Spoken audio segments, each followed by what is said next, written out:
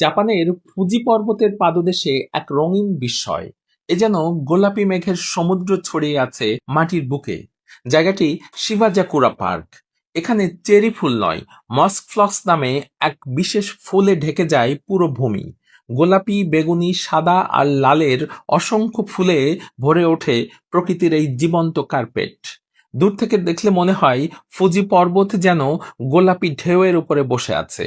প্রতি বছর এপ্রিল থেকে মে এই 2 মাসে আয়োজন হয় বিখ্যাত ফুজি শিবাজাকুরা ফেস্টিভ্যাল। এই সময় এখানে ফোটে 8 লক্ষাধিক ফুল। চারপাশে থাকে সুরেলা বাতাস, ফুলের মিষ্টি গন্ধ আর পর্যটকদের আনন্দধ্বনি।